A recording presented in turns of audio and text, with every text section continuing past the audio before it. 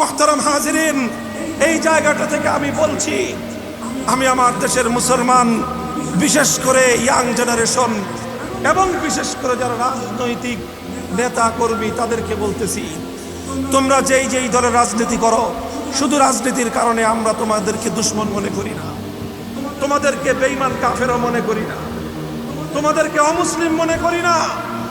রাজনৈতিক মতপার্থক্য থাকার পরেও ইমানদার হওয়ার কারণে আমি তোমাকে আমার মুসলমান ভাই বলেই বিশ্বাস করি। আর সেই দায়িত্ববোধ থেকে তোমাকে বলছি, অনেক সময়ই দেখা যায় রাজনৈতিক নেতারা বা রাজনৈতিক দলগুলো এমন এমন পদক্ষেপ গ্রহণ করে যেটা সুস্পষ্টত ইসলাম বিরোধী, যেটা সুস্পষ্ট কোরআন সুন্নাহর বিরুদ্ধে পদক্ষেপ। বলবেন হুজুর, আমরা তো মাঠের কর্মী, আমরা কি করব? এটা বড় বড় নেতারা সিদ্ধান্ত নেয়। আমি বলবো, আমি তোমাদেরকে কথা বলছি, সাধারণ জনগণকে বলছি, বড় বড় নেতাদেরকে আমি এই মুহূর্তে কথা বলছি না, তাদের সাথে আলাদা আলাপ সালাপ হলে তাদেরকে বলবো।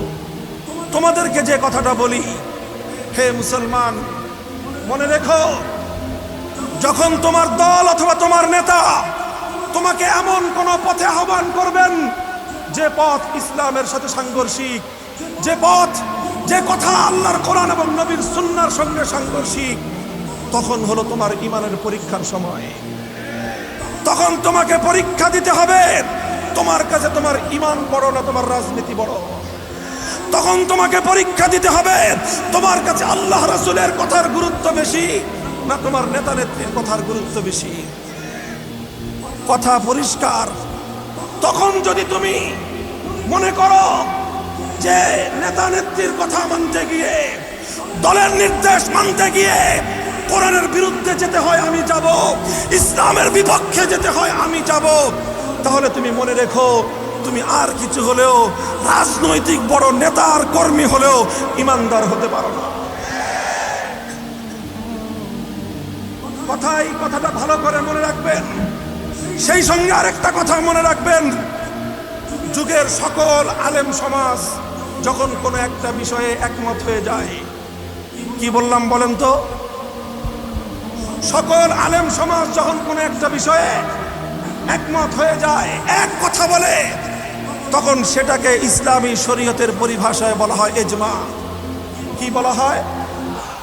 আমরা শুনেছি ইসলামের 4 মূলনীতি, কোরআন, সুন্নাহ, ইজমা, কিয়াস। এটা হলো সেই ইজমা। অর্থাৎ সকল আলেম যখন এক বিষয়ে একটাই কথা বলে, সেই ক্ষেত্রে এটা ইজমা। হ্যাঁ, অনেক বিষয় আছে খোদ আলেমদের মধ্যেই ভিন্ন ভিন্ন মত, সেটার ক্ষেত্রে তুমি কোন আলেমের মতামত অনুসরণ করবা সেটা তুমি চিন্তা করো, সেটা নিয়ে আমি আজকে আলাপ করতেছি না। আমার আজকের আলোচ্য বিষয়, যেই বিষয়ে যুগের সমস্ত আলেম একমত, সেটার নাম হলো ইজমা। যেই বিষয়ে আলেমদের ইজমা প্রতিষ্ঠিত হয়, ঐক্যমত প্রতিষ্ঠিত হয় কোরআন সুন্নাহর স্পষ্ট ঘোষণা অনুযায়ী, সেটা শুধু আলেমদের বক্তব্য থাকে না, সেটাই হয়ে যায় ইসলামের কথা, সেটাই হয়ে যায় আল্লাহর ফয়সালা। সুতরাং সকল আলেমরা যেই বিষয়ে একমত, সেই বিষয়ে যদি তোমার নেতা তোমাকে হুজুরদের বিপক্ষে মাঠে ডাকে, সেই বিষয়ে তোমার দল যদি তোমাকে হুজুরদের বিপক্ষে মাঠে ডাকে, হে রাজনৈতিক কর্মী, আমার মুসলমান ভাইয়েরা, কি করবা তখন? আমি একটু সহজ করে দেই। তখন মুসলমানদের মধ্যে 2 ভাগ। কয় ভাগ? এক ভাগ হলো যারা শক্তিশালী মুসলমান, শক্তিশালী ইমানদার। আরেক ভাগ হলো যারা দুর্বল ইমানদার।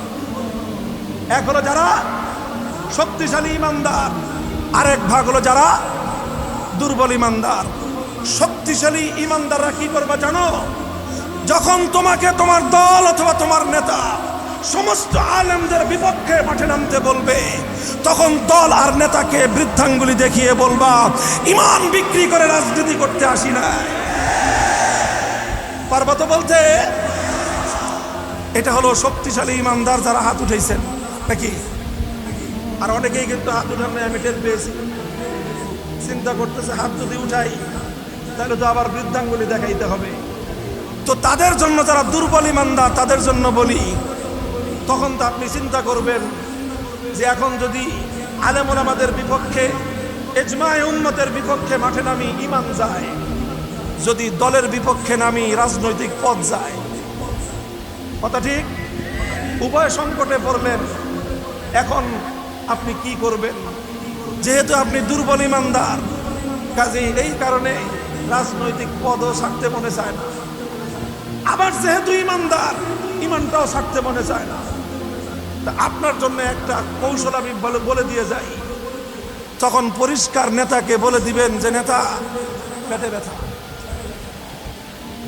কি বলবেন? অথবা বলবেন মাথায় ব্যথা, প্রচন্ড জন্মের মতো মাথায় ব্যথা, আমার 1 সপ্তাহ বেড রেস্টে থাকা জরুরি। এই সময় আমার পক্ষে রাস্তায় বের হওয়া কোনোভাবেই সম্ভব না। নেতা বলেন আমার জীবনের দাম আছে কিনা নাই? নেতা বলবে ঠিক আছে, তোমার যেহেতু পেটে ব্যথা, তোমার যেহেতু মাথায় ব্যথা, তাহলে তুই আজকে আসিস না, কিন্তু আমরা করে ফেলি। কথা পরিষ্কার? কেউ প্রশ্ন করতে পারেন যে হুজুর আমার তো আসলে মাথা ব্যথা নাই, আমার তো মাথা ব্যথা নাই, আপনি আমাকে মাথা ব্যথার মিথ্যা কথা শিখিয়ে দিতেছেন কেন? আমি বলবো এই সময়ে ঈমান রক্ষা করার জন্য এই মিথ্যা কথাটুকু বলার অনুমতি আল্লাহর কোরআন দিয়েছে। এটা ইব্রাহিমী সুন্নত। তখন মিথ্যার আশ্রয় নিয়ে হলেও ঈমান বাঁচাতে হবে, মিথ্যার আশ্রয় নিয়ে হলেও মূর্তির পক্ষে মাঠে নামা যাবে না। কথার মধ্যে কোনো পেশাল আছে? অস্পষ্টতা আছে? পরিষ্কার কথা। পেটে ব্যথা বলেন আর মাথা ব্যথা বলেন, যাই বলেন, আর বেটা তোমার মাথা ব্যথা নাই মানে কেন? তোমার ঈমান যখন আশঙ্কার মুখে, তোমার দল যখন তোমাকে ঈমানের বিপক্ষে মাঠে ডাকছে, দেশের মধ্যে যখন ঈমানের বিরুদ্ধে ষড়যন্ত্র হচ্ছে, তখনও তোমার মাথা ব্যথা নাই, তুমি কেমন ঈমানদার? এটা মাথা ব্যথা থাকা উচিত কি উচিত না? দল ডাকে ঈমানের বিরুদ্ধে, নেতা ডাক দেয় আলেমদের বিরুদ্ধে, তখনও যদি তোমার মাথা ব্যথা না থাকে, তাহলে বুঝতে হবে তোমার ঈমানই নাই। তাহলে দুর্বল ঈমানদাররা কি বলবেন? কি বলবেন? ইন্নী সাকিম, আমি মারাত্মক অসুস্থ, এই সময়ে আমার রাস্তায় নামার কোনো সুযোগ নাই। আর যদি সেই কথা বলারও সাহস না রাখেন, মোবাইল বন্ধ করে দিয়ে কক্সবাজার চলে যাবেন ঘুরতে। এই ঘোরা জায়েজ। ঈমান হেফাজত করার জন্য কক্সবাজার চলে যাবেন, বান্দরবান চলে যাবেন। দেশে থাকতে সমস্যা হলে চলে যান ইন্ডিয়ায়। এখন ইন্ডিয়ায় যাওয়া তো সমস্যা নাই। দার্জিলিং ঘুরে আসেন, কাশ্মীর ঘুরে আসেন, তাজমহল দেখে আসেন। এই সুযোগে ঈমানও বাঁচবে, তাজমহলও দেখা হয়ে যাবে। আল্লাহ পাক বুঝবার তৌফিক দান করেন। মুহতারাম হাজিরিন, কথাটা আমি হাসতে হাসতে বললাম, কথাটা হাসতে হাসতে বললাম, এবং এই কথাটা কত জটিল কথা, এবং এই কথাটা কোন পর্যন্ত গিয়ে পৌঁছে সব অনুভূতি আমার আছে। এরপরে আমি কেন বললাম? আমি এ কথা না বললেও পারতাম। আমার ওয়াজ অলরেডি 1.5 ঘন্টা প্রায় হয়ে গেছে। আমি এর আগেই শেষ করে দিলে আপনারা কেউ আমার মধ্যে অসন্তুষ্ট হইতেন না। এরপরে এই কথাটা কেন বললাম? আমি জানি এই কথাটা যদি আজকে শাইখুল হাদিসের সন্তান না বলে, তাহলে এই জাতির এই রাজনৈতিক ধোঁকাবাজির খপ্পরে পড়ে ঈমান হারানোর বিপজ্জনক এই ব্যাপারে এই জাতিকে সতর্ক করার লোকের বড় অভাব আছে। বলে দিলাম, আওয়ামী লীগ করবেন না বিএনপি করবেন আপনার সিদ্ধান্তের বিষয়, কিন্তু খবরদার ঈমান বিক্রি করে রাজনীতি করবেন না, রাজনীতি করবেন না।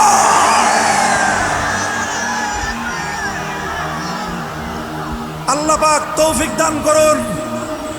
আল্লাহর জন্য কয় কাজ? আহাব্বালিল্লাহ, ভালোবাসা কার জন্য? শত্রুতা কার জন্য? কাউকে কোনো কিছু দিবেন কার জন্য? কাউকে কোনো কিছু দেওয়া থেকে বিরত থাকবেন কার জন্য? 4 কাজ করবেন, ঈমান কামেল হবে, খাঁটি ঈমানদার হয়ে আল্লাহ পাকের দরবারে হাজির হওয়ার তৌফিক দান করুন। ওয়া আখিরু দাওয়ানা আলহামদুলিল্লাহি রাব্বিল আলামিন। আসসালামু আলাইকুম ওয়া রাহমাতুল্লাহ।